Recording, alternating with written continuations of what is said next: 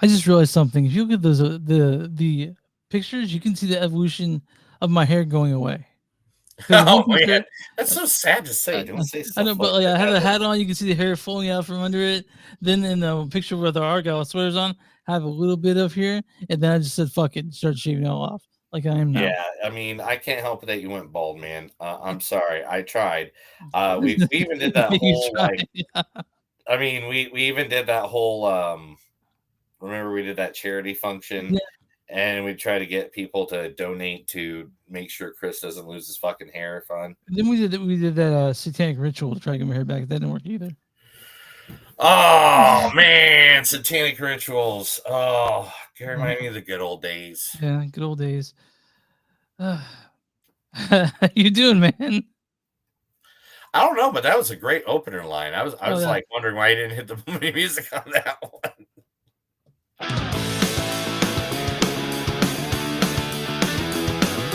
It's a show by Chris and Neil with all great movies. They are the real deal.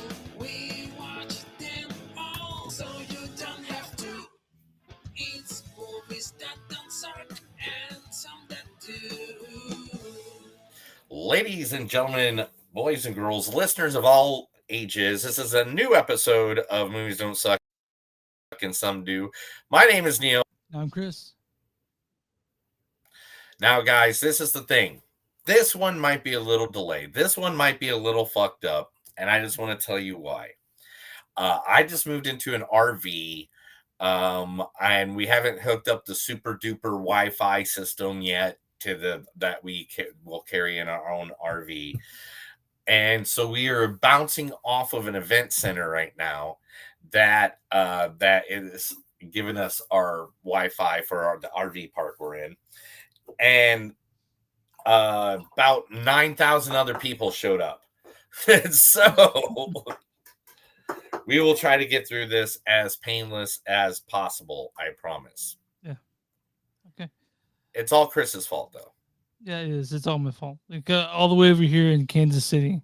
Yeah, your cousin Neil's internet to be fucked up.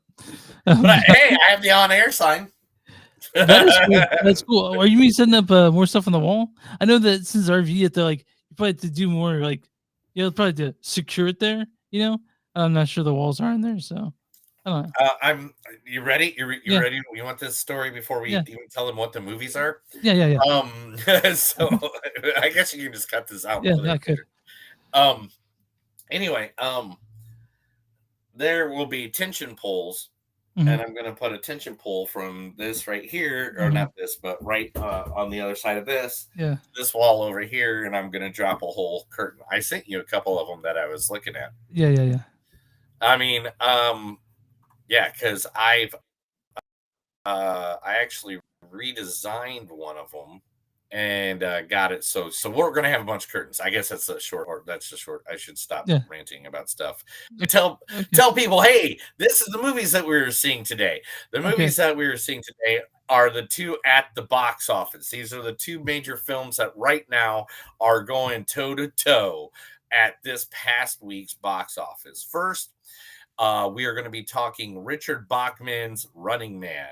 Hmm. Richard Bachman was a great author. He will be missed. He died in the 1980s. Are you go through Uh, this again, Neil?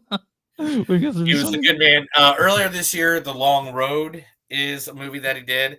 We were really sad that he didn't get to see his, the redunning. Here he is, good old Richard Bachman. We love Bachman. Bachman's our man. Rest in peace, Bachman. Rest in peace, Bachman. But oh shoot, you sent me the people, and I totally am not looking at it right now. Well, you know the top billion running man, the running man. You know the top billion guy, don't you? Oh yeah, top billing guys is Mr. Chad Powers himself, Glenn Powell. You're into astrology? So you've had your chart done? Oh yeah, fascinating. I'm a Leo. Uh-oh. Yeah, I know, a little full of myself, but I'm very loyal, confident. Right. The chart says I'm overly confident, but the truth is, I wound easily. It also says I make a great father someday, but This shouldn't be mad. That is from Everybody Wants Some. Aw, I thought you'd get some Yeah. Chad Powers. Have you seen Chad Powers? No, that's something he's in, I guess. I don't know. I don't know what that is. Chad Powers is on Hulu right now, and what it is Glenn Powell plays a quarterback that he fucked up. He did something wrong. I don't know if it was betting or I can't remember what it is at the beginning of the series, but he did something wrong, and he's not allowed to play football anymore. So he does the whole Miss Doubtfire routine, where he does makeup and stuff on his face, and makes it sound like he's a Southern man named Chad Powers. Oh, dude, it's great. It's Glenn Powell acting like a stupid character, and it's funny, and it's getting to the part where now it's heart wrenching, you know. Okay, gotcha. All right. Yeah. Also in this Who else movie, in this movie? Coleman Domingo. I get it. We're living in dark times. Huh. Not a lot of hope out there. Ah. The thing I miss about doing drugs is the beauty. No matter what's going on in the world, no matter what's going on in your life, everything is gonna be okay. I'll cheers That is that. from I'll cheers that. Euphoria. Yeah. I'll cheers that. Euphoria. Yeah, no, and you will. Mhm. Euphoria. That's what that's from. Oh yeah, I know exactly what that's from. Also in the movie, one guy that every female in Hollywood has wanted to lick his butthole. That is right, Mr. Michael Cera.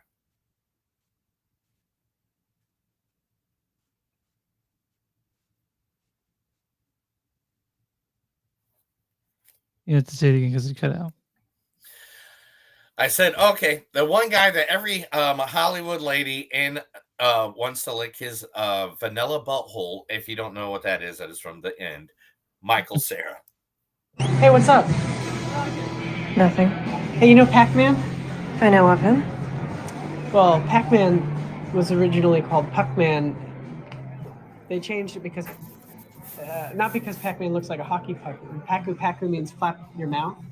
And that they were worried people would scratch out the P, turn it into an F, like. Yeah, that's amazing. That's from Southfield versus the World. Yeah, I was like there are so many great lines he had. You just picked that one. I didn't. Should I have said like the one from this scene? Like, does it smell like cocaine? That one. Yeah, or what kind of name is McLovin? You're not an 80s hip hop star. Yeah.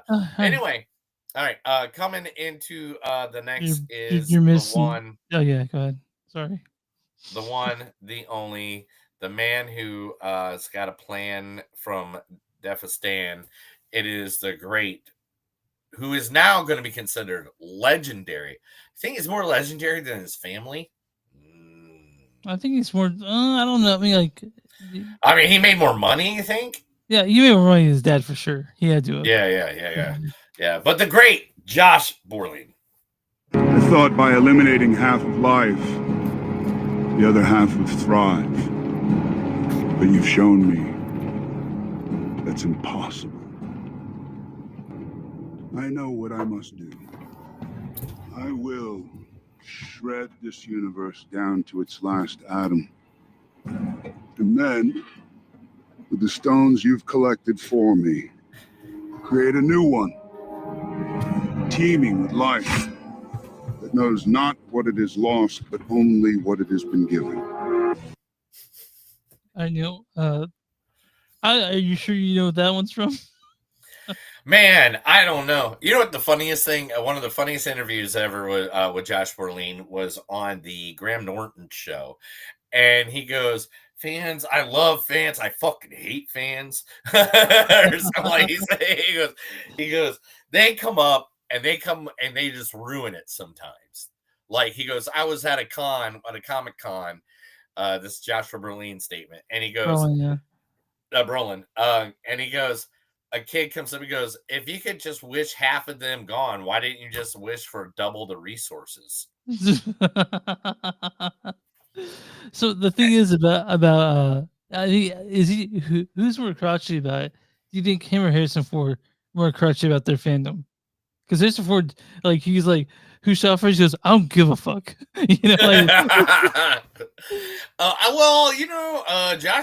Well, Josh actually goes out and does stuff and here and Okay. there. Like Harrison Ford is just now doing the shit, and now that he's doing it, he's like, man, I kind of should have done this when I was younger, and I don't know why I didn't do this. Yeah. It's such a but those are the people from The Running Man, the remake of the Richard Bachman, always in our hearts. Rest in peace, Richard Bachman. But next coming up is the one that went against this weekend. Now, this is literally movie number 1 and number 2, and Badlands got knocked down in number 3. I gotta tell you that there's a pretty big chasm between this one and Running Man. Still, like you look at. I mean, I'm not gonna say there's a reason I put the movies the order they're in, but anyway, the money for sure may have had an issue to do with it. Now You See Me is the movie that we're talking about here. Oh no, it's Now You See. No. Nope. It's Now You See Me. Now You Don't. Right. Yes. Uh-huh. Now You See Me. Starring the greatest bartender in the history of man, because he is from the good old state of Indiana. Woo woo, home state. What up? Anyway, that is Woody Harrelson. He's not billed first, but I'll play him. Okay. Is this your first date? What?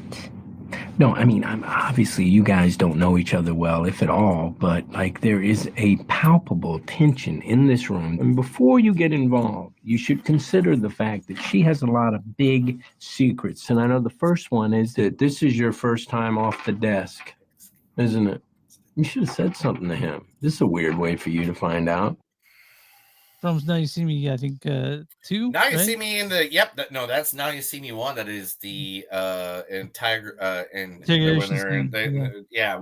after they rob the bank in Paris. Yeah, that's right. Yeah. I've watched the first 2 like 10 times this week because I love Now You See Me. I love the Now You See Me universe. It's literally fun and stupid, and I like it. It's like a James Bond movie. You don't have to care if it's good or not. You just I have to care a little bit, but but also in this movie, the one, he is the one who created Facebook, Mr. Jesse Eisenberg. Come in close. Closer. Because the more you think you see, the easier it'll be to fool you. Because what is seeing? You're looking, but what you're really doing is filtering, interpreting, searching for meaning. My job? To take that most precious of gifts you give me, your attention, and use it against you. Yeah, from Now You See Me 1, like the opening scene. That is literally the first scene of the movie. Yeah. And then, okay, who else do we got? We got, the great, a man who I have mad respect for. He's like one of the coming ups in Hollywood's. Him and his lovely wife, Allison Brie, the one and only Mr. What about his brother, though? We don't talk about him. Who is it? The one and only Dave Franco. Ladies and gentlemen, I am the next great magician, and I will give $100 to anyone who can tell me how this trick is done. I have an ordinary spoon from Mel's Deli right here in Brooklyn. Check it out. Now everyone, please pay very, very close attention, because I'm about to bend this spoon with my mind. Yeah.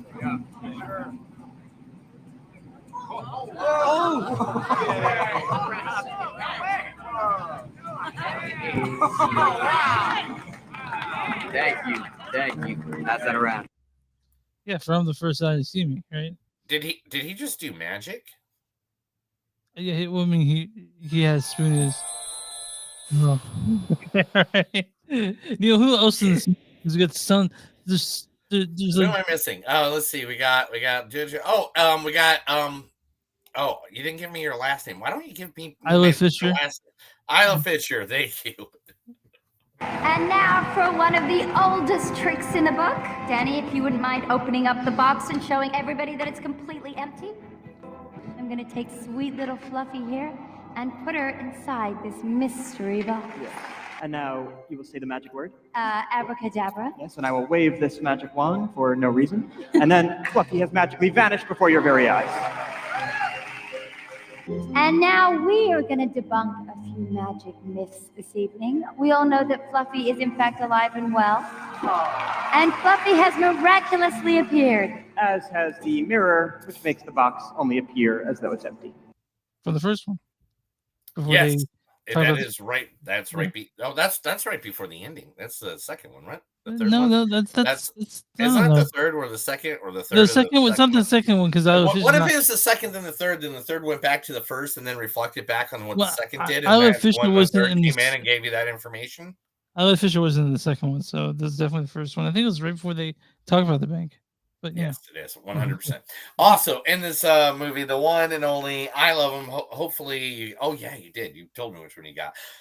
From my favorite movie, I know him, Dungeons and Dragons. It's not Here's from there though. Justice Smith.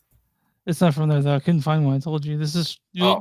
you'll see what it is. So, and yeah, I know you told me to find a good one, but I couldn't one. So this is the best to Oh, find. you go. I got faith in you, buddy. If you wanted, I could come over again. I've been watching the tapes you've been making me, but I wanted to watch the Pinko Pig on Saturday night again while it airs.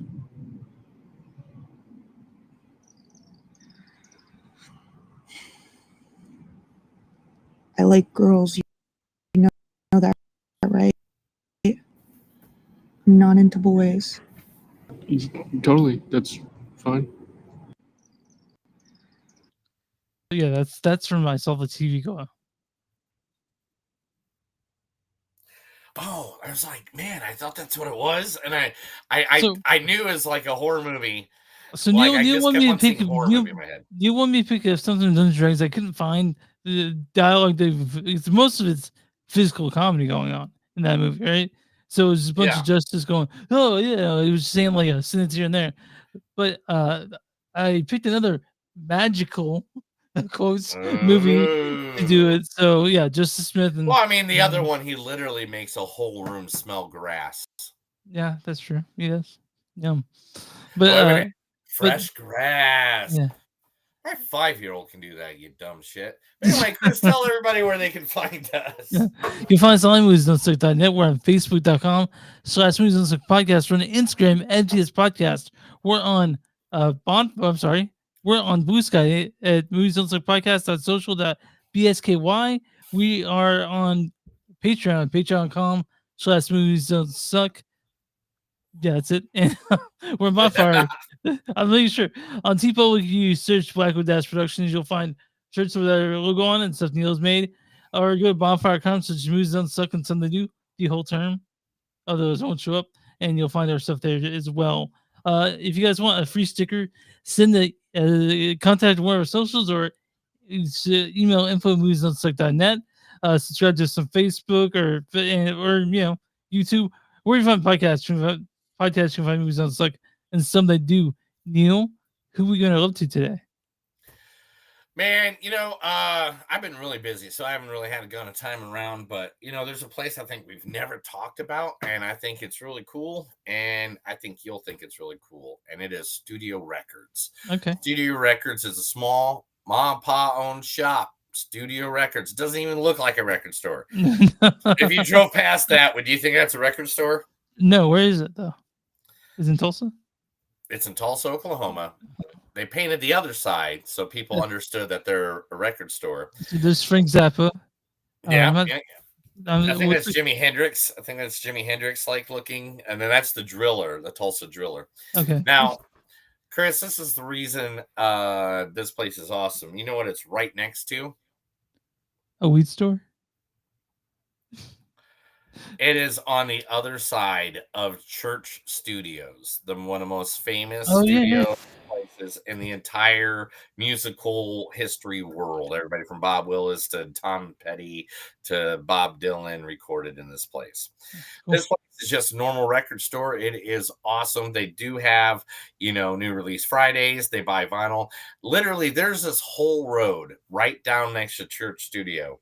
And right before this, there's this whole road in between these buildings that is just like restaurants, and there's like a fun thing to do and stuff like that. It's not just that, it's that whole area. So if you're ever in Tulsa and you want to go to like a museum, and after the museum, you just walk right down the road and you can go and like go to a nice little cafe and go to a record store. I mean, who doesn't want to go to a record store right after going to a world famous, So, I gotta thank you real quick. One, thanks for talking about records. Two, thanks for not showing me food because I haven't had dinner yet. I haven't eaten anything today. I've just been nonstop working on stuff. So it's like, guys, I just want you all to know RV life is hard to get it ready. Like, you got to get it comfortable. So then you're bringing too much stuff, and then you got to figure out what to get rid of. And then now I have my closet. My closet's organized. I have food in here perfectly organized that it's like, if I need something, a little snack to eat or something, making it very mellow. Now, and this area here this is going to be like, there's this whole area here that is so far I could like that's going to be just like storage right here. I do want to mention that the acoustics in there is better than we used to record in your the acoustics in here is better than in my office. Yeah. Well, I mean, it's a lot of hardwood, so that makes sense. Yeah. It's also closer together, so there's not a whole lot. Like it's better because in your office you echo quite a bit sometimes, and I was like, I can't fix that. But, so for almost like the next year, I'd say. I mean, years maybe too long. We don't know. That's you have this adventure. I mean, you have this thing to get to. You're taking an adventure for about a year until you get actual like a stationary home. So yeah. So basically, we're gonna come visit some people we love. We're gonna do that, and then we're gonna go bow down and fucking hide out in the South, like in the Florida area, Louisiana area, and stuff like that for a little bit during the winter time, while it's really hitting up here. It was in the nor'easter that if you were moving back up there, you'd be like, "Fuck," yeah. We'll slowly edge our way that way. Like, we'll be in Louisiana a little bit. We'll be in. Gotta stay away from the. Where's full destination? Where's home gonna be? We have no idea. That's the best part of all of it. That's the best part of it. But what is really cool, Chris? Talking movies. Talking about things like people and do. And who loves you? And who do you love? One more time. Yes!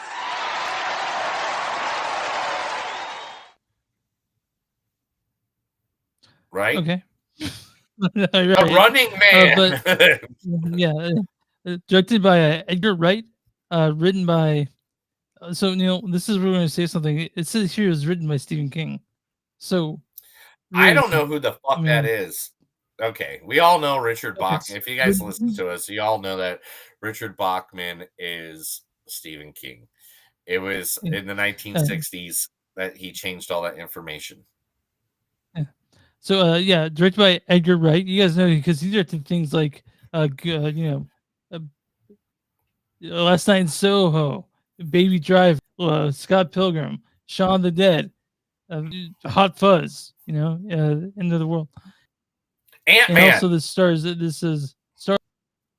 He produced Ant-Man. He almost directed it. I would like to see it by Edgar Wright, but it just didn't happen. I would like to see that. But this stars Glenn Powell as Ben Richards, running man himself. You're into astrology? So you've had your chart done? Oh yeah, fascinating. Also stars Lisa Byrne as Kathy Richards and Sienna Ben as Kathy Richards. David Zayas as Richard Manuel. Greg Townley as Decker. Carl Glusman as Frank. Joey Anson as Captain Holloway, James Frechel as Donahue, Alex Hoffler as Dunninger, Lee Pace as Evan McCone, Sean Hayes, Gary Greenbacks.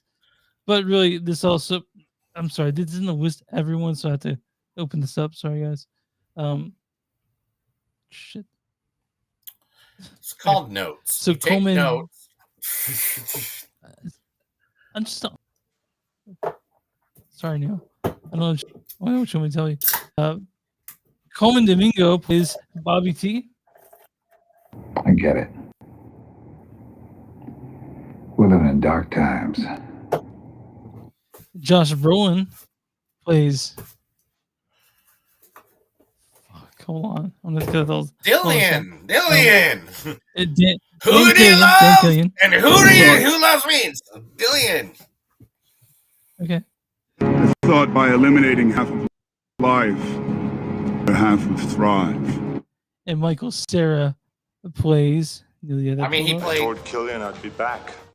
Elton Parakis. Hey, what's up?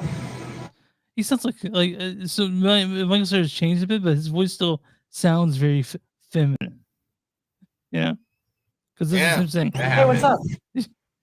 Yeah, who else is Lord Killian, I'd be back. That sound. I mean, Glenn Powell. I mean, listen to him. Okay.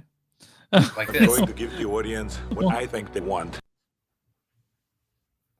I'm going to give the audience what I think they want. You got the storyline ready for the Running Man? You ready to roll that one off?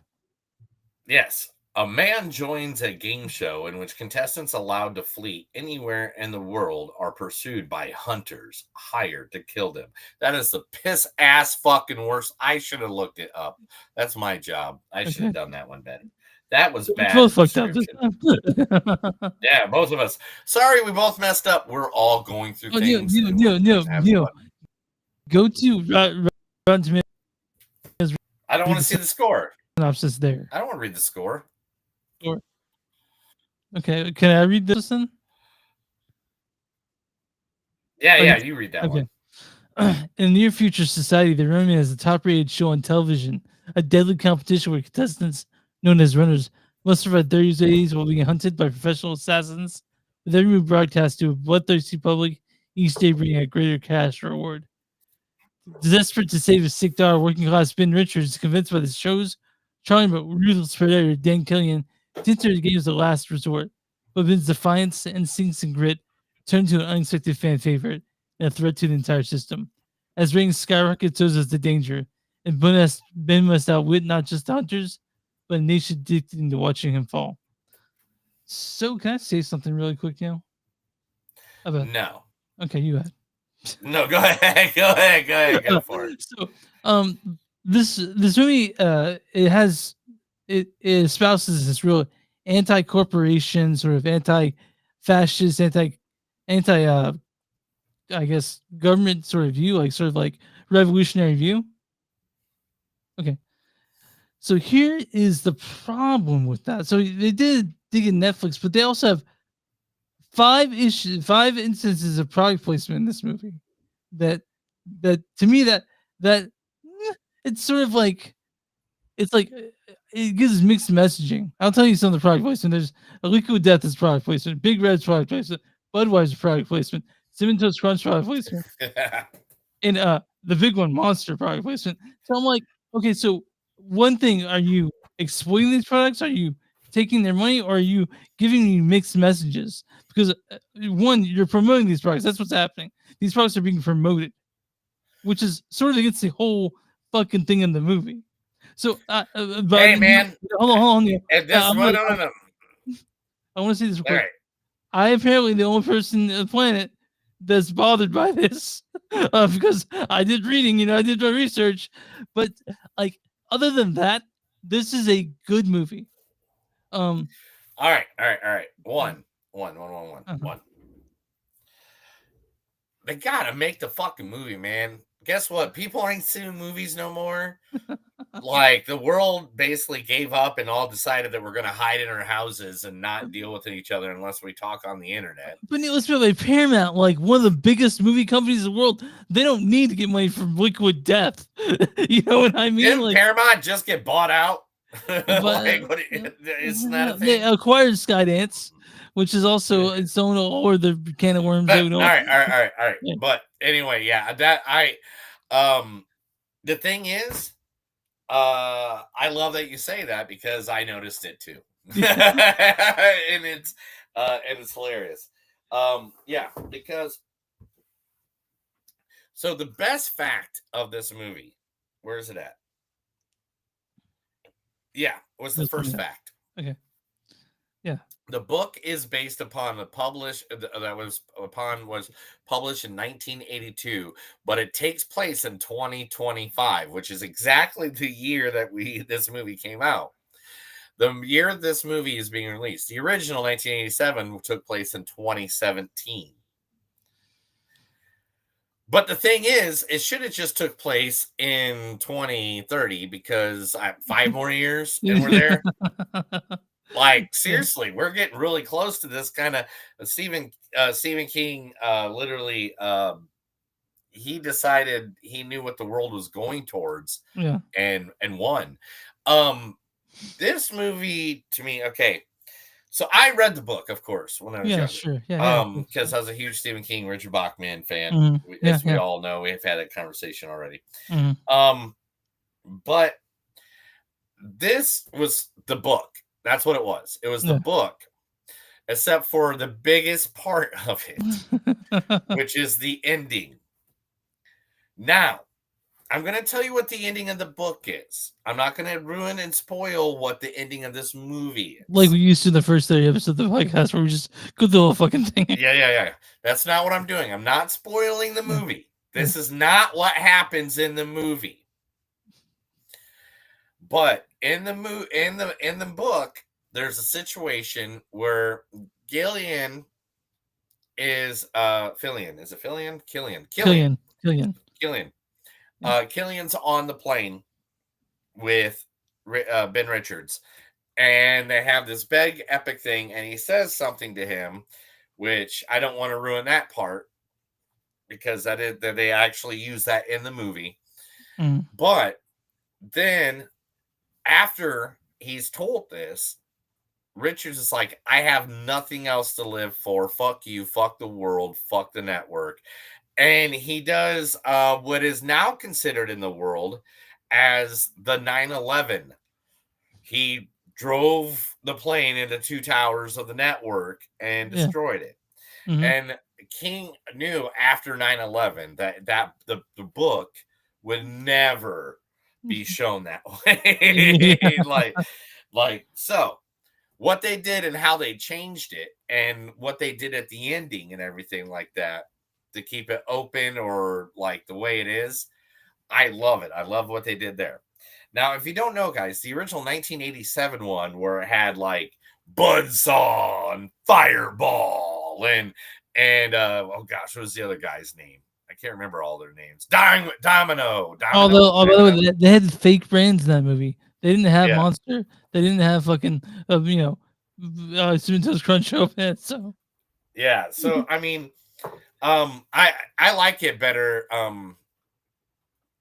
I think they did a great way in updating the source material and turning it, especially because already before you could you're a person on the street, you could report the person by calling them, and in the book it was like phone booths and shit like that. You know, who could have predicted cell phones being you know.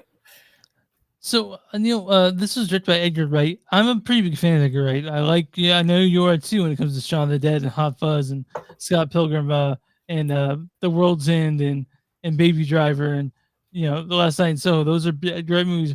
Both movies, I think we like all of those movies quite a bit. Right. And he has a style. I think this movie could have used another scoop of Edgar Wright because I don't see his style in it. Not only do I not see a style, bro, this is what the problem is. And it doesn't happen with any other Edgar Wright movie. And the thing that makes me sad is like when you start list all those Edgar Wright movies, you didn't say like World's End, Hot Fuzz, Shaun of the Dead. You said none of those. I said them all. Anyway. So but anyway, But the problem with this is I didn't understand how I was supposed to react. Mm-hmm. Okay, Yeah. so not giving away too much if you know the Running Man series, whatever, one of the running guys dies. And the way it happens, I didn't know if I was supposed to be upset about this or if I'm supposed to laugh at this because it did happen in kind of a comedic way. But at the same time, just the way they showed it and the way the pacing was already going, because you're caring a lot about this Ben Richards and what's going on in his life because they're shoving that right to you. They're like, here, this guy's like, I mean, it's nuts where they went. And so like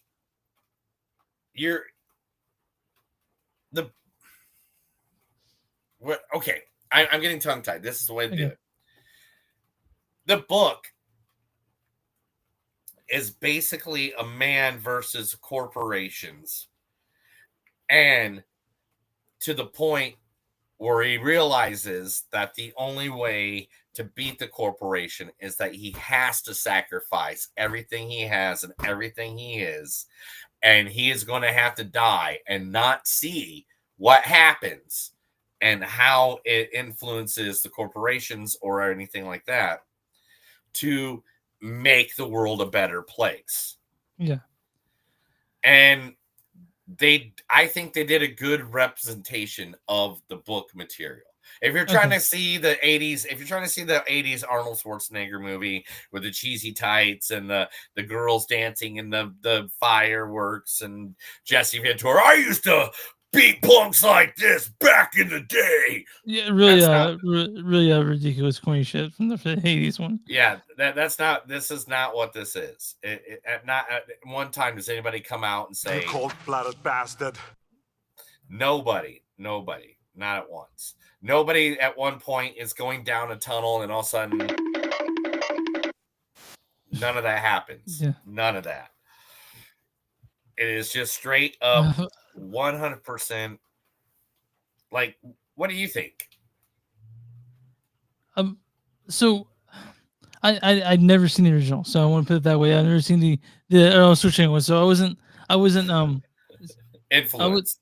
I was influenced. So I whatever. So this movie is 2.5 hours long, or 2 hours 17 minutes long, and I think it's a little too long. I really do. With what they had, it's a little bit long in the tooth for that, for what they gave us.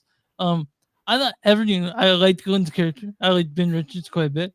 For the little bit we got, for the little bit we had Michael Cera, who's good in it. I think the real star of this movie, though, is to me Coleman Domingo. Like, he chewed up scenery the whole time. Oh my god! Obviously, yeah.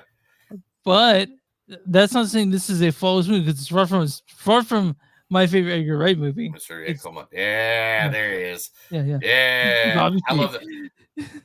He was great. I want that suit. I want that suit. So, if I'm comparing this to other movies, this is not my favorite Edgar Wright movie. It's near the bottom, I guess. But it's not a bad movie. It's just not. It didn't like with the mixed messaging, the weird pacing, and it just didn't work for me as well as I hoped it would. I had fun watching it. I will say. Yeah. It's a good fun movie. It's just like for us, it's like people that watch movies 104 times a day. Like the pacing on it was just weird. Like it's not the pacing. It's just like at the beginning, the tone, you just don't know. Am I supposed to hate this guy? Am I supposed to love this guy? And is he a badass? Is he kind of a badass? Like, it's just, I think they were trying to blur the lines too much. And it just got to the point where it was just like, but it's a good, fun movie. If you want to see things blow up, people get mad. Josh Brolin being an evil bad guy. He's so good at being evil. He's so good at being evil. I just want him to be evil all the time now. From now on, the thing is, Neil, you were watching Shaun of the Dead. How inventive that was. Yeah, this one's not as near as like. Well, I mean, innovative. Yeah, well, I mean, he's doing someone else's work on this one, you know. Like, I guess he uses writers for everything, so I don't know what the hell I'm talking about. But yeah, I mean, it's not it, man. I swear, I hope there's like a director's cut. Maybe something happened, like, you know. Is there like an extended one that has like 3 minutes to it that, you know, maybe that changes the whole tone of the movie? But yeah, I don't know. Oh, okay. Well, my score on this, Neil, is I guess a 3.6, 3.5. Because I enjoyed my time watching this, but there is just some weird shit in it. You know Yeah, what I mean? some of it just doesn't make sense. Yeah. I was 3.6. Yeah, I liked it. I liked that it was a better telling of the source material. At the end, I got it. I got what I'm supposed to feel at the end, but at crucial moments in the film, I was still like, all right, is that supposed to be funny? Or like, and then at one point I just went with it and I was like, I'm just gonna laugh at it if I think it's funny. And I think I creeped out half the theater, and now I don't think I'm allowed back to that place. That's fair. They can kick you out if they want to. I mean, like when Screen kicked you out when you got naked and tried to cover yourself in popcorn butter. It's still in trial, bro. Okay. All right. I'm on Rotten Tomatoes right now. What is the audience score for Running Man? Audience score, I mean, come on, they're banking a little bit on this one. It's the #1 opening weekend for a Stephen King's movie in quite a while. It's still underperformed big time. Yeah, it's still underperformed big time. I would have to say 72%. You're really close, 79%. 79. Yes, that's fresh for them. It says this audience says though a bit of the source material. I'm sorry, I'll start over. Though a bit of sources materials thematic has to softened here, the Rayman still delivers a high-octane, gripping ride, supercharged by Glenn Powell's irresistible charisma. And yeah, he has charisma. Neil, what is the critic score for The Running Man? 63. Oh, so close, Neil. 66. Oh my gosh! Off on each of them. But critics insist speedily sprinting through the grim source material. Edgar Wright's The Running Man doesn't go to the director's high bar for action extravaganzas, but maintains a slick stride. I'll go to read your bad review, good review. It doesn't have a CD tag. This is from Tim Cogshell, Film Week. He says, $110 million mess. Between the original and remake, all you had to do was make one good movie, and they missed. And this is we'll give this one from Rick Bentley, KGTV in Bakersfield, California. He says, Wright's film gets points for sticking so close to the book, although the endings are very different. Couple of that with the strong action sequences, acceptable acting job by Powell, and the Running Man goes the extra mile. So, Neil, part of the reason why the Money Man works more than it doesn't is Glenn Powell's performance. Glenn Powell is really good. Like, literally, I know you're not a football guy, but like literally the show Chad Powers is more than football. Like, literally, I've heard about that. Yeah. The last episode, he was like literally trying to find spirit gum glue, and a Spirit Halloween opened up, and they're literally like running around trying to find the spirit gum for the makeup for half the episode, and literally ran into a guy that was like making his face into a cheetah or a tiger or something like that. Like, it was a weird story, but yeah. Can I read a weird Christian review of this movie? Okay, go ahead. Why this not? from Michael Clark of the Epoch Times says, I'm not fond of these kind of movies. Not for quality reasons, but because they leave me feeling unmoved and apathetic. The opposite of love isn't hate, it's indifference. Love and hate require passion. Huh. All right. I'm sure you have news queued up for us, don't you? No, I don't do news. What is that? Okay. We'll see you guys later. This is The Movies Don't Suck, and some of them do. So I'm going to tell Chris a bunch of stuff. He's going to like it. He's going to love it. He's going to want more of it, or he's going to have to just shut up and let me keep talking. What you got for me today? I'm really excited to hear the news. All right. So right off the back, let's talk about Glenn Powell. He just did a thriller movie called Huntington. which is now being renamed to How to Make a Killing. Which That's a is better. That's a better That's a better, title for it. I think. The A24 thriller is Mhm. trying to go into, now that he's becoming more popular ever since Mhm. Top Gun Maverick Yeah. and Hitman, and Uh-huh. now Running Man is, because everybody's like he's doing, and Chad Powers. He's also Mhm. got a show going on Yeah. called, so they're like, let's change it so it's more provocative, or Yeah. more like, so this movie is it's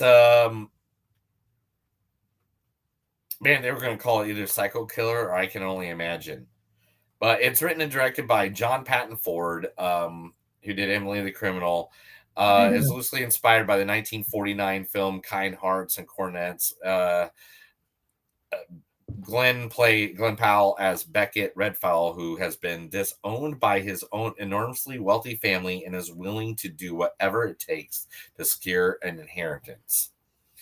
So it's also Margaret Qualley, Bill Camp, Ed Harris, Jessica Henwick, Topher Grace, and Raph Law. I mean, that's a fucking. I actually saw the preview for this before Running Man.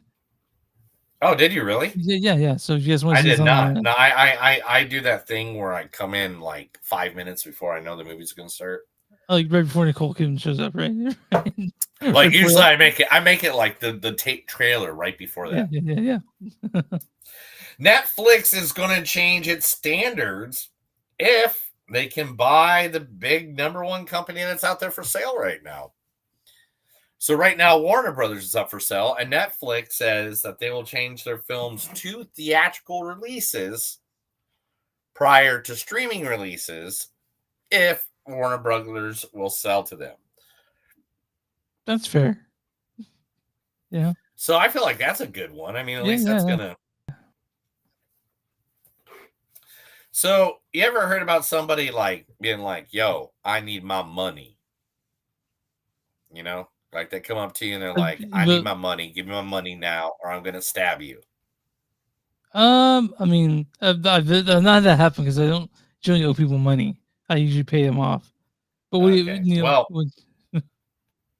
got? But Christian Bale, Idina Menzel, and Josh Gad have all three secured so much money. One of the biggest amount of monies for anime ever. They're doing animation movies for Disney. Of course, if you know those three names, you know exactly who they are. They are the three main stars of the Frozen network, the Frozen movie series. Okay. So for Frozen 3 and 4, all three are going to get $60 million a piece. Jesus Christ. That's so much money. That's so much money. They're getting paid to do something they like. I would do many things I hate for $60 million. Dude, I could do Olaf's voice. I'm sure if I heard it if I heard it.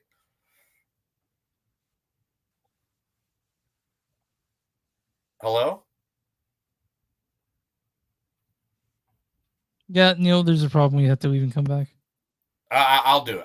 I do it. It's not you. It's me. We all know it is. Okay. Right. Oh, yeah. Yeah, it's just the thing that happens. Neil's at an expo center and there's a rodeo going on. But yeah, okay. We're back. There? Yeah, so I said, the last thing I said was I do a lot of things I hate for $60 million.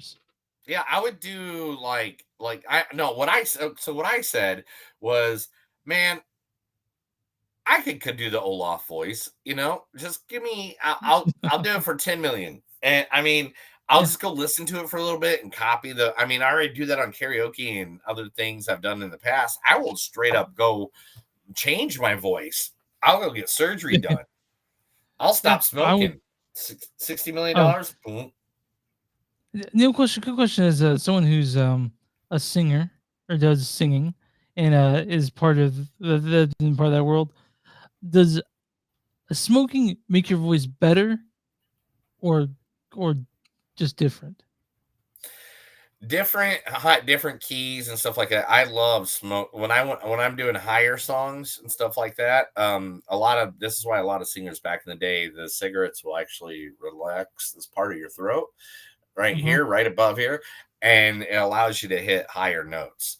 Like, Does it also gives you grain if you want. it kills you. It kills you. Like 100% Yeah. rips your throat apart. It rips your throat apart on top of giving you cancer. So don't smoke, people. But All right, what's next on that list? okay, cool. Anyway, sorry. I don't know if you're still talking about that. Dave Bautista is all about making his new movie into like a whole series of films. Which the movie movie? Trap House. Okay. Yeah. And literally, where Batista is an undercover DEA agent, Ratio, who's in the midst of trying to bring down a violent drug cartel operating along the border in El Paso, Texas, begins investigating a series of robberies taken out against the cartel. Now, when I say that to you, it's the same people who wrote Stuber.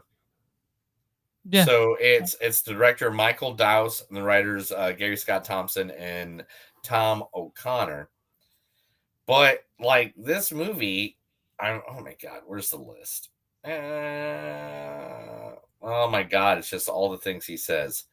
Like literally, I thought, oh my god, I must have looked it up when I looked it up earlier. So earlier, I looked this up because I was like, oh, maybe we can watch this movie.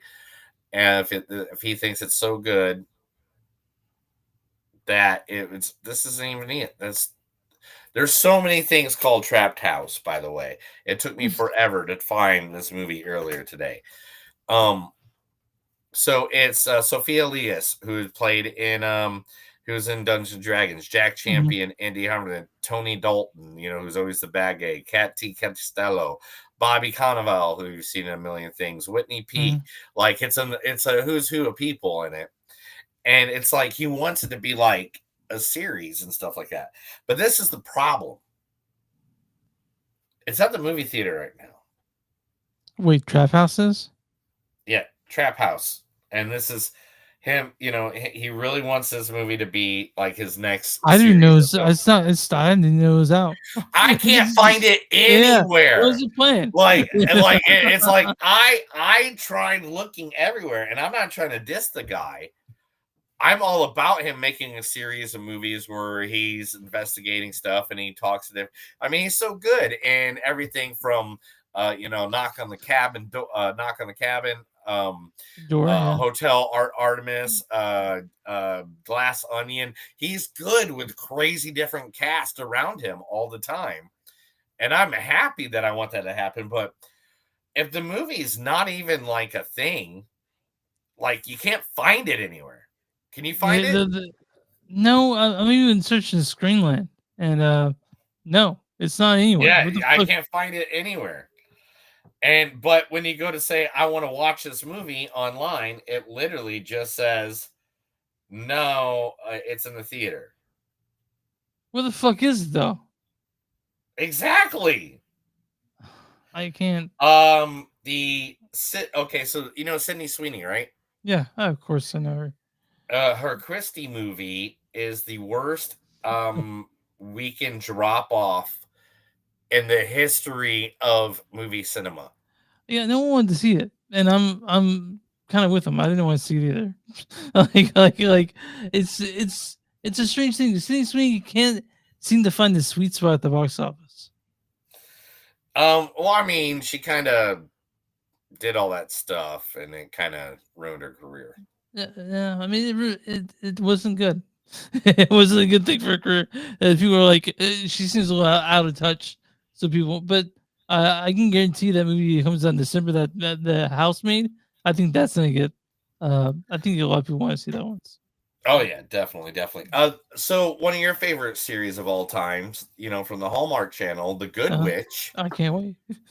Is going to be popping out a movie after their 7-year run on the Hallmark Channel. That show, and the 2 movies they put. Now they're going to finish it all up. I know you can't wait for that one. That one's a good Cannot wait. So excited. Michael B. Jordan is on the casting couch now, trying to get people ready for his version of the Thomas Crown Affair. Oh, he's gonna be leading that. Nice. And he's going into he's doing it all. Yeah. Yeah, and right now he's going into the casting part of it, and the production's still working on that. Let's see. Talking about the Knives Out series. Ryan Johnson made it very clear to people Benoit Blanc is not James Bond. Daniel Craig is the only person that will ever play Benoit Blanc. That's great. I mean, that's good to hear. I'm sure that Daniel is happy to hear that. This past weekend at a Comic-Con, while doing a Q&A, one of them, a man who's known to fly, to change the world, has decided that he instead wants to be the Dark Knight. Tom Wellington has now thrown his name into the James Gunn DCU hat as to play Batman. Wait, Tom Welling or Tom Wellington? I don't know. I'll tell you. Did you see Tom Wellington? Oh, sorry. Give me a second. I don't want to fuck it up. You're right. It's Tom Welling. And that he was a Smallville, guys. He was Smallville, yeah. Yeah. And at the same time, Michael Rosenbaum, who's right across, who's a skinny guy, said, "I'll play Joker." You can see that, right? Oh my god! I mean, I'm killed for that. I think that's perfect because Tom Welling has that linebacker kind of build, which like is what Batman should look like. And then Michael Rosenbaum, it really is skinny as heck. In the Batman movie, that one that's the Dark Universe, or the one with it's a Batman thing, the Batman 2. He can come back as Joker. Do we know that for a fact? We have no idea. Yet. Okay. We'll figure that all out when it all happens. You let me know. Sadie Sink has accidentally said that she is in Avengers Secret Wars. So whoever she is playing in Spider-Man Brand New Day, we still don't know who she's playing, but now she's also in Secret Wars. Who is it? What's her name? Sadie Sink. She's the redhead from Stranger Things. She's the reason why the whole nation likes running up the hill, running up the stairs. Oh. You know. Okay. Yeah. So now everybody thinks she's going to be Jean Grey of the X-Men. That makes sense, right? I think that could be it. That could be perfectly it. Yeah. Let's see. We also got Dune 3 today, wrapped filming. Yeah, that's going to come out next year, I think. Yeah, I can't wait. And it's one of the shortest filming of all times. It was 127 days. Oh, you half a year, you know. It's only half a year. I mean, for a movie that big. Yeah. It's gonna be Denis Villeneuve's last one. I know that. So like he's not doing any more after this. All right. So this is a funny story. It has nothing to do with real news or anything, but this has to do with a bunch of people in main media that I think and creating movies that you absolutely love. Guillermo del Toro. My homie. Did an interview the other day. And the people asked him what it was like working with Harvey and Bob Weinstein. And this is what his exact words were. Okay. I really hated the experience. My first American experience was almost my last because it was the Weinsteins and Miramax. I've got to tell you, 2 horrible things happened in the late 90s. My father was kidnapped and I worked with the Weinsteins. I don't know which one is worse. The kidnapping made more sense to me. Jesus Christ. His father was kidnapped, and he Uh-huh. says it was worse to work with the Weinsteins than his own father's kidnapping. That's fucking wild thing to say, right? Oh my god! What was the Weinstein? Oh, it was Mimic. He did Mimic. That's what he's talking about. Mimic Yeah. was done by Weinstein. So Yeah. Yeah. And it's like it's the fucking Weinsteins, man. I forgot he directed Blade 2. Did you remember that? Oh no, yeah. Yeah. That's why Blade 2 is the better of the. I mean, Blade 1's a good introduction, but Ron Perlman as Copy Blade is one of my favorites ever. And he did Hellboy 1 and 2. Those are the best ones with Ron Perlman. Those are honestly the best ones. So one of my favorite comic book writers of all time, Jeff Johns. He did Teen Titans, The Flash, and Action Comics for many, many years. If you're a human being, you'll know who he is, or a person in comics, I should say. I don't diss anybody that doesn't know my thing, and I don't know your thing. I don't know your thing. Is getting a movie adaptation of one of his most critically acclaimed indie series. Now, I own the first 3 of the series because I absolutely loved it. Mm-hmm. The series is called Redcoat. Now, let's see. Oh gosh, where's it at? There's the paragraph that tells it now. Okay. It's Image Comics. So it's Image Comics. Okay. And it follows the story of Simon, a rogue British redcoat who becomes immortal in 1776 after encountering with the founding fathers, a secret organization that consists of George Washington, John Hancock, and many other well-known elite leaders from the American Revolutionary War. Throughout the series, Simon aligns himself with many iconic historical figures.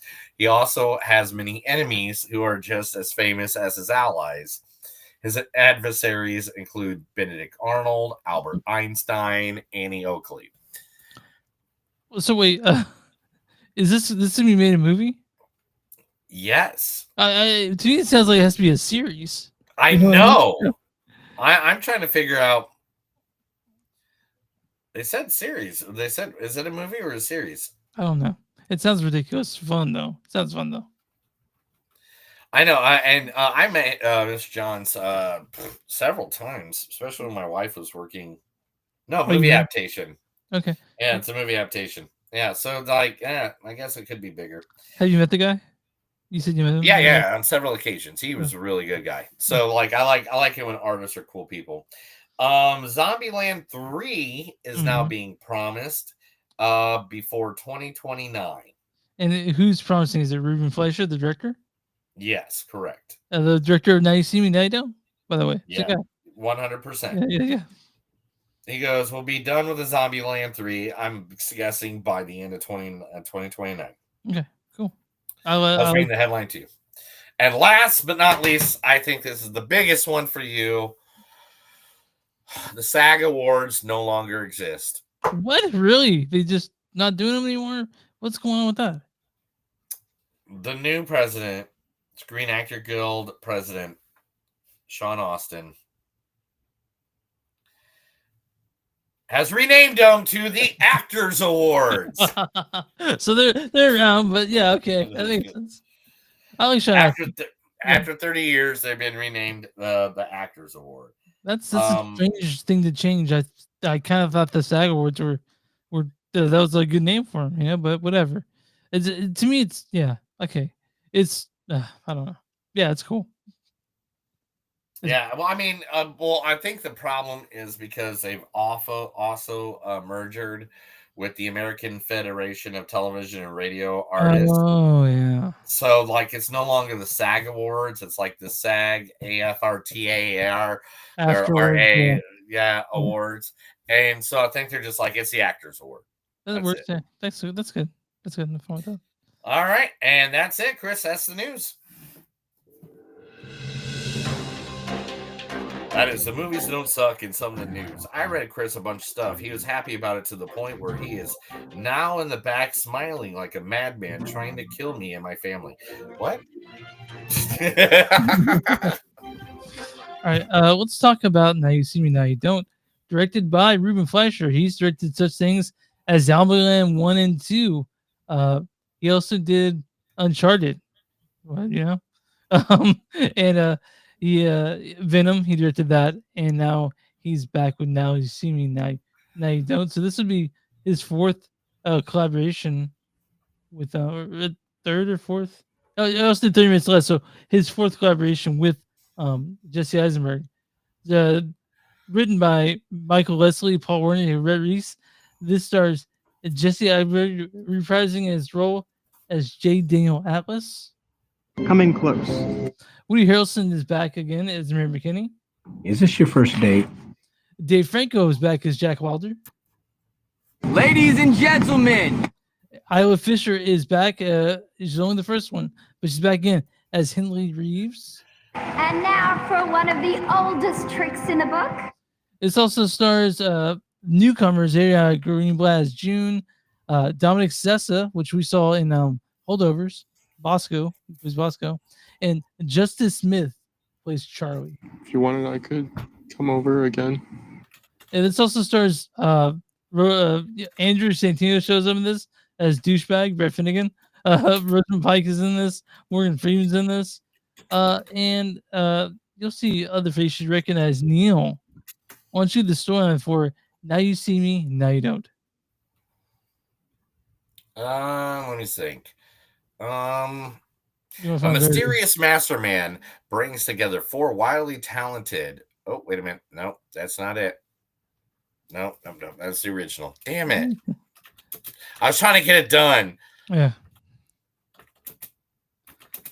Get to cut out Neil tapping furiously on his keyboard. I know. Every time Neil taps on the keyboard, I hear it on one of the recording or like anything. Well, I mean, the microphone's literally right over my keyboard. Yeah. And all right, here we go. All right. Say it again, and we can do it, and you can just cut it right to it. Neil, what's the storyline for Now You See Me, Now You Don't?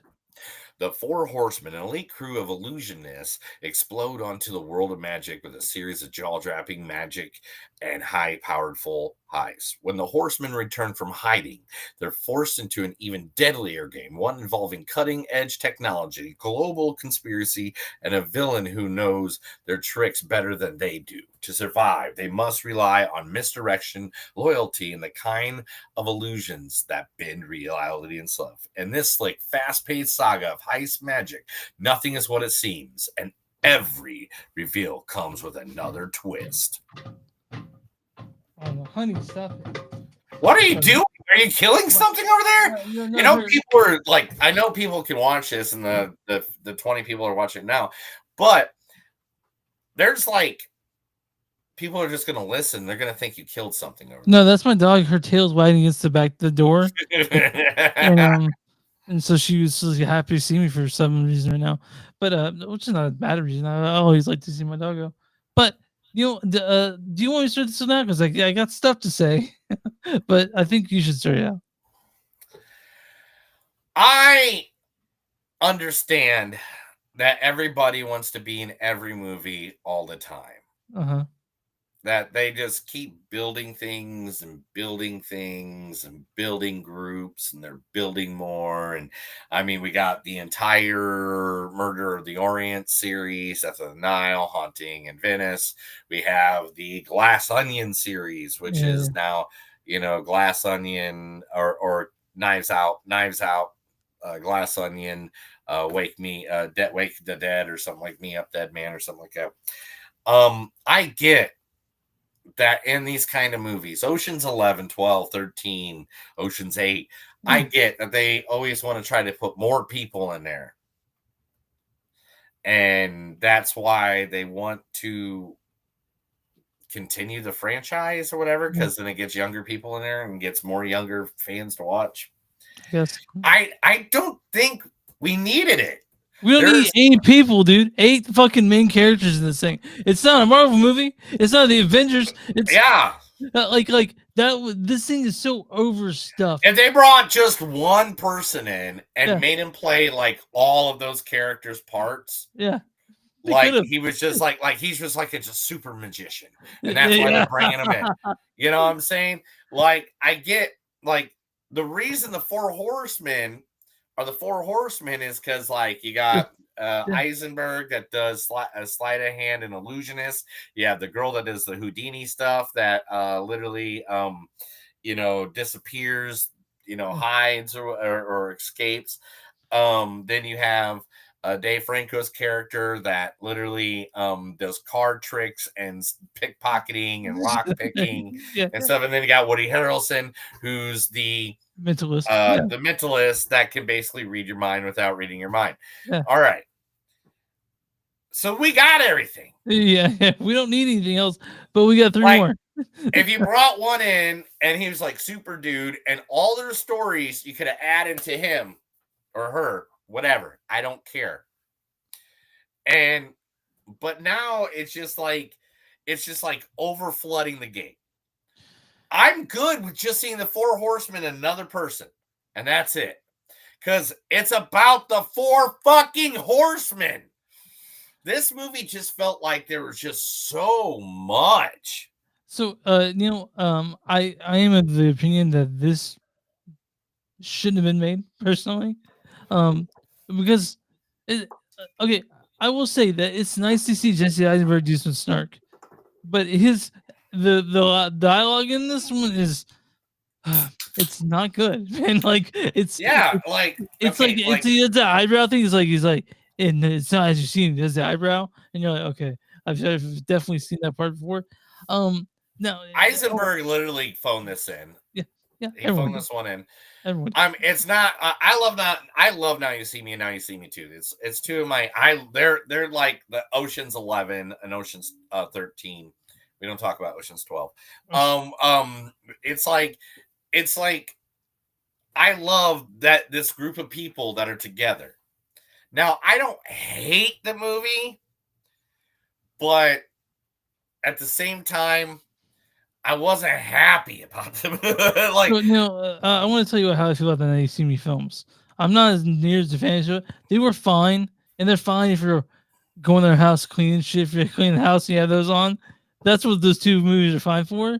But the problem is I had to sit down and pay attention to the third one in the theater with nothing else going on, and I was like, okay. Besides the obvious plot holes, which you can say, hey, it's magic, it's silly. There's plot holes throughout this whole fucking thing that I was like, yeah. And you mentioned Ocean's 8, Ocean's 11, Ocean's 12. Those movies have like a really cool ending. They always show it's done. This one was so fucking underwhelming at the end. Like I was like, huh. I was still kind of confused. I wasn't confused. I was like, all right, 1 and 2.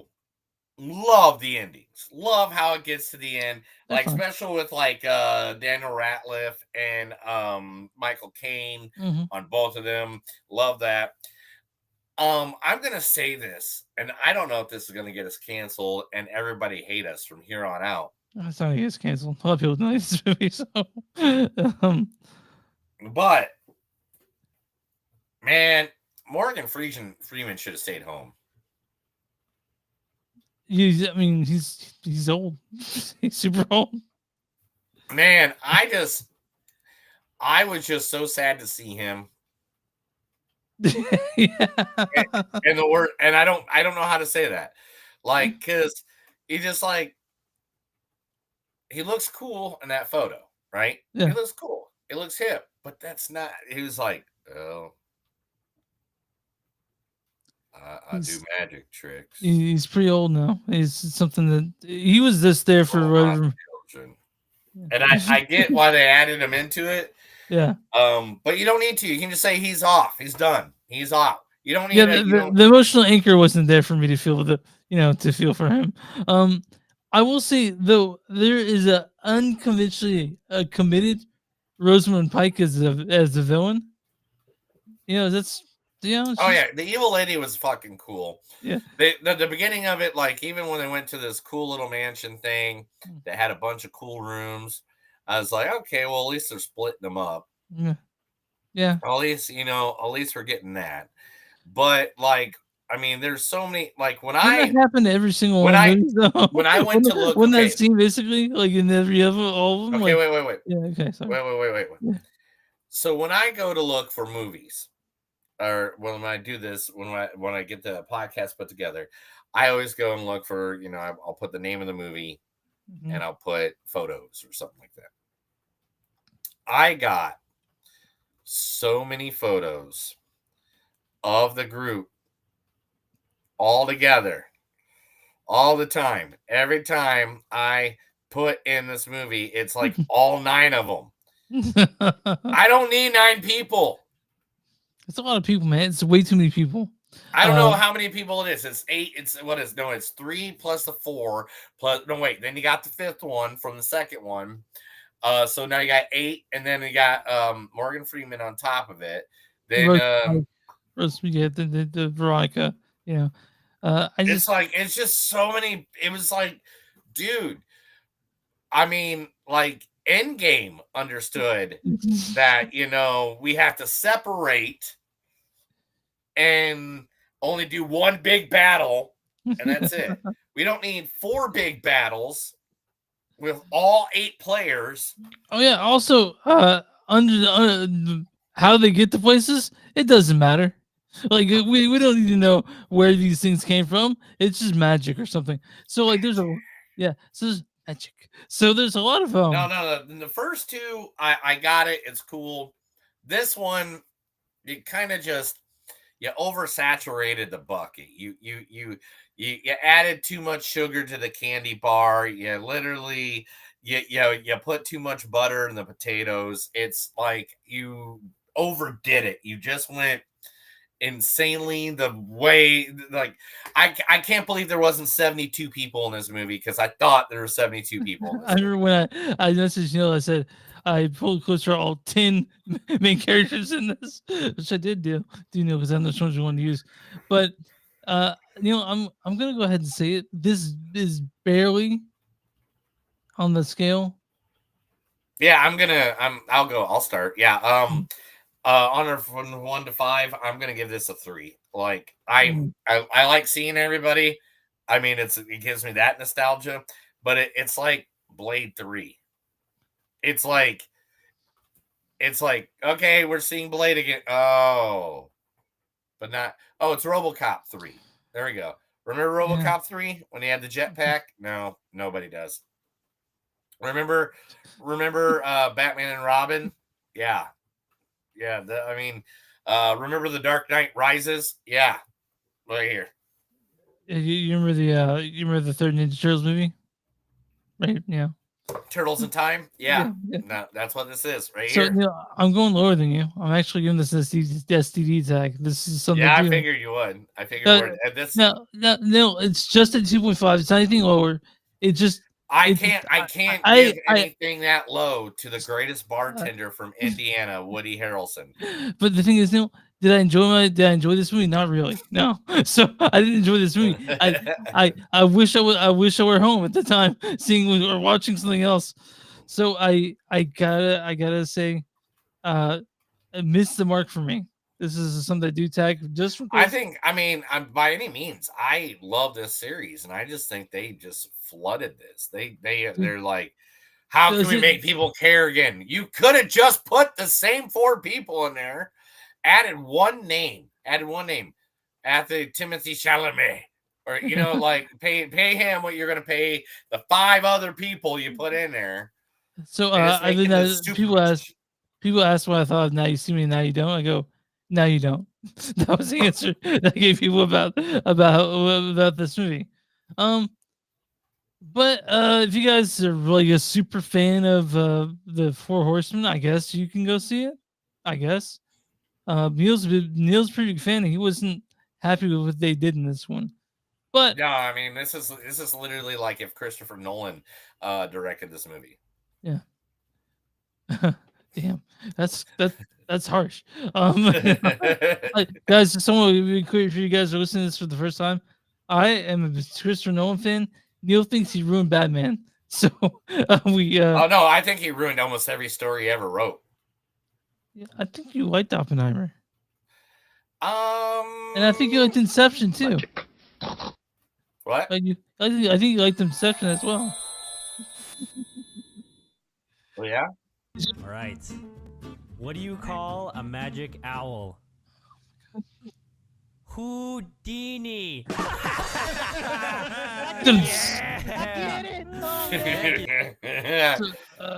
Neil, like, oh, hold on. Nice. But do you like Inception? I don't even know what that movie is. Okay, I'm gonna rest this on right now. What is the audience score for Now You See Me, Now You Don't? Well, since they're making some money, and money is how we figure out how the world goes around anymore. I'm gonna say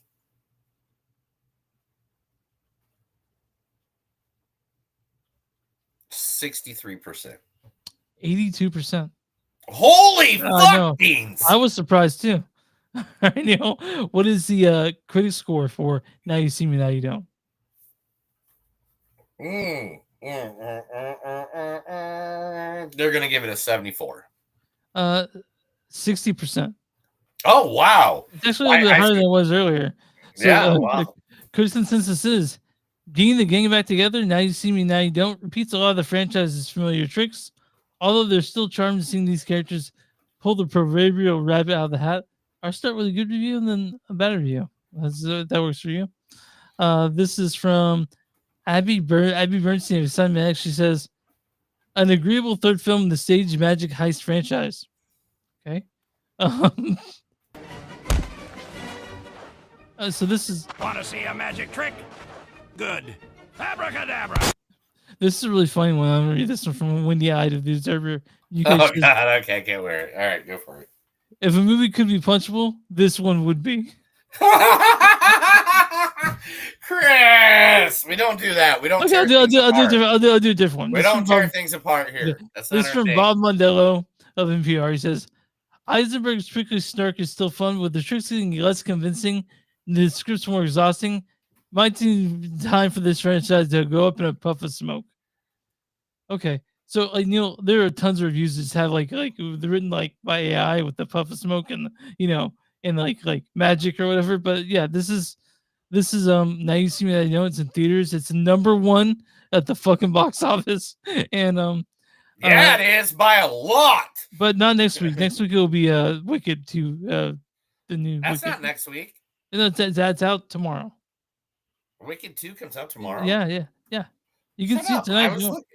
I was looking all day today trying to figure out what movies Well, we're going to go see. Next week is Thanksgiving, so they're obviously going to release it around Thanksgiving. Oh my god! So we have to see it. So we we can go see the double feature together right now. I'm not spending 5 hours at the theater. 5 hours and 12 minutes. That's right, folks. If you want to go to AMC Theater right now and watch the double showing, wow! I didn't even know. Like, why is that? Why didn't that advertise to me earlier? That's weird. Yeah, I mean, you got 5 hours, right? 5 hours, 12 minutes to go see. No, dude, I barely got enough time to do anything right now. Like until we figure out this, how we figure out. Okay, but we'll be back. We won't be back next week. So what we do next week is Thanksgiving, right? So we'll be back the following week after that. We got to see Wicked. That's the one thing we had to talk about. Well, at least one movie to talk about. We got to do Wicked. I'm gonna see if I can get the family to go. Maybe I can go and do a family one. Leo wants to see it. My wife wants to see it. So Sarah's Oil. I mean that's being talked about. I saw. I'm not seeing Sarah's Oil. Good, thank God. It's a religious movie. I don't think there's anything else out in theaters. Good. Is there anything you want to catch up on, or is there anything that you want to? Let's finally do Jurassic Park Dominion, Jurassic World Dominion. Rebirth, you mean? Yeah, whatever it's called. Yeah, we can finally do that one. What about The Materialist? Do you want that? Oh, yeah, Neil, you've been wanting to talk about that one. I haven't seen it. Okay, let's do it. Let's do that one. I want a reason to I have to watch this. Is it that or Jurassic Park Rebirth? Because I'm not going to lie to you. This is what happened last week. Before my father-in-law got shipped out to his new job, yeah. We were going through the Jurassic Parks, and we made it to exactly Jurassic Park Rebirth. That's where you watched that one. You watched it? No, I haven't watched it yet. Yeah. But we've watched all the rest of them. So I'm up on my Jurassic Park lore. Yeah, I've watched them all. Have you watched the new one? I've not seen Rebirth yet. I don't. I mean, you can pick which one we see. I really don't care. I've seen The Materialist. I can talk about that one. I'll give you. My wife hated it, but she's hard on movies. The Materialist. Yeah, but All right, we'll talk about this later. I gotta go get some food. All right, I'm hungry. man, me too. I'm hungry too. All right, so you guys want a song? So I gave it 2.5. Neil gave it a 3. You can find song movies.net, where Facebook.com. So Movies on Podcast, run Instagram, GS Podcast, run in the Blue Sky at Movies.silk Podcast social.bsky, I think. Whatever. You can find this there. We're also Patreon.com/Movies.suck. We're on the Bonfire.com/Movies.suck and something to do. So I just want a sticker, emails to info.movies.suck.net, or a contest in our socials. We'll get that sent to you. Give me money, give me money, give me money, give me money, give me money. It's free of charge, Neil. So okay. yeah, and I'll send it free of charge in mail, include a little note. I'll kiss the envelope, put some coin on it, and then King Kong ain't got shit on me. and where you find podcast movies on seconds, and you subscribe, tell your friends, tell your family, tell your children, maybe not your children, but tell the people that you love about a podcast if you like it. You know, what do you do for small business? You're gonna die, clown. That's what we tell them, right? If you're a small business, we'll be more than happy to promote you right here on our podcast. There are millions of listeners, or thousands of listeners, millions of followers. Yeah. Oh no! That's not me. That's I don't know what you're talking about, brother. Well, let me tell you something, brother. You gotta say it twice. No, it delayed. That was the thing. That was Right, so, it got weird. But anyway, yeah. So if you got a small business, let us know. We'll be more than happy to promote you right here, free of charge, on Movies Don't Suck and Some to Do. Yeah, you're Neil. I know you're hungry. I'm hungry too. All right, that's another episode of Movies Don't Suck and Some Do. My name's Neil, and I'm Chris. And remember, guys, no matter how hard it is in life, don't tell them now you'll see me, now you don't. Don't be the running man. Remember, be that baby daddy that we all need in life. Have a good night. See you guys.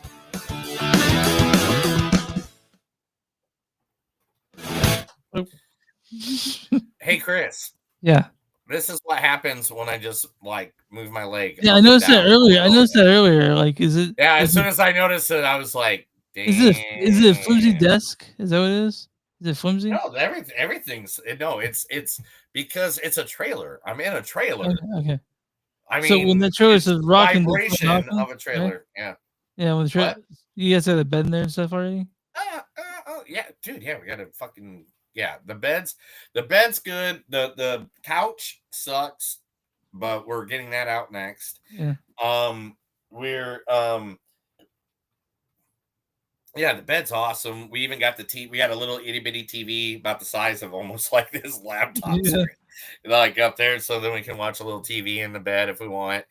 Like the shower's good. Like we're buying stuff to make all this better. Is the TV in the bedroom? Is there a TV in the living room area, sir? Like yeah. The TV actually comes like if I wanted to, it's on an arm that can come right here if I want it. Okay. Or I can be in the kitchen and watch it. But the thing is, there's also like right here, you can't see. I guess if I went like this, yeah. So, yeah. Okay. But it like literally has a place where I could put a TV right there. Nice. That's cool. And I already got this one here. Doesn't have a pillow, but there's these little pillows that stuff in them. I already bought 2 of them for the front area. So then like it like makes it so when it's cold or hot or whatever, everything stays inside. Everything stays inside. Yeah. Oh, cool. Like, I mean, I've bought the most random fucking weird shit things. Like literally, look everybody, this is where I'll be drying my clothes that like it's a Velcro thing that you literally let go of the Velcro and it like turns into like a whole thing in there where it'll dry in this back bathroom. What do you think Alistair thinks of it? Oh, he loves it. There's underneath the bench seat that you have in an RV. Yeah. Like we put his bed underneath there, and that's his little cave, and he goes in there and rips up toys. And Did you say comes you out have? when he wants. Yeah, you want to go off live? I got questions to ask. So. Oh my God! All right, thank you everybody for watching and guys. being a part of my universe. Bye, guys. Coming soon too. Not only I know Chris has his second podcast. Oh yeah, it's called. Oh, If you guys want to see, it's called "What Are You Jamming?" I talk to musicians about what this one to. I have episode 1 with Marjorie, episode 2 with the Ivory Days. We're gonna put out the one with Playing for Burial up tonight, and then be the conversation with Thou, the Brian Funk of the legendary metal band Thou, and then I got and then Gary Brents of Gone Mage / Karaneer / Homeschooling / Salamoth coming up as well. And then I have a interview with Emma Thorndale in January, and I'm talking to the band The Body to talk to them. I think at the beginning of December. But you guys can find it where you find this podcast too. But I didn't want to talk too much about it because it's still new. No. Yeah. So me and my wife, we're gonna create a vlog. Yeah. Like we'll do 1 minute videos and less. That like while we're going across the entire United States while we're doing this whole travel thing. So if you guys want to see more of my pretty face and all that, I will get you more information as it comes because I got to create a channel, a name, a page, all that stuff. Shit, yeah. Yeah, all that stuff. But we are going to create it and we're going to have a good time doing it. So there'll just be 1 minute videos of or less of us at different places. And me doing dumb shit because that's what I do a lot. All right.